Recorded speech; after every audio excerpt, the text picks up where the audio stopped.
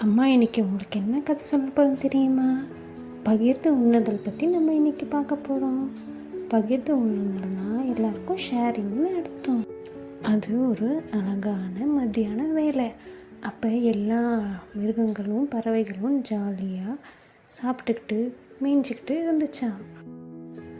அப்போது அங்கே ஒரு செல்ஃபிஷான அணில் அதுக்கு தேவையான பழங்கள், விதைகள், கொட்டைகள் எல்லாம் யாருக்கும் கொடுக்காம அதோட மரத்தில் சேமித்து வச்சிட்டு இருந்துச்சான்.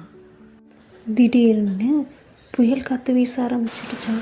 புயல் காற்று, இடி, மின்னல் எல்லாம் வரவும் அணில் சேர்த்து வச்ச விதை, கொட்டை, பழம் எல்லாம் காற்றுல அடிச்சிட்டு அணில் குட்டி தான் சாப்பிட்றதுக்கு எதுவுமே இல்லையேன்ட்டு வருத்தமாக அதோட மரத்துக்கடியில் உட்காந்து அழுதுட்டு இருந்துச்சு.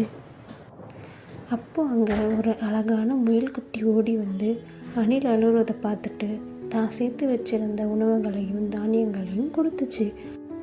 முயல் குட்டி கொடுக்கறத பார்த்துட்டு மற்ற மிருகங்களும் தான் சேர்த்து வச்சிருந்த உணவை அணிலுக்கு கொடுத்துச்சுங்க. மிமி, டீகு, இதுலேருந்து நம்ம என்ன தெரிஞ்சுக்கிட்டோம்? நம்மக்கிட்ட இருக்கிறத மற்றவங்கக்கிட்ட ஷேர் பண்ணிக்கணும், சரியா? 2 பேரும் சமத்தா தூங்கணும், சரியா? Good night.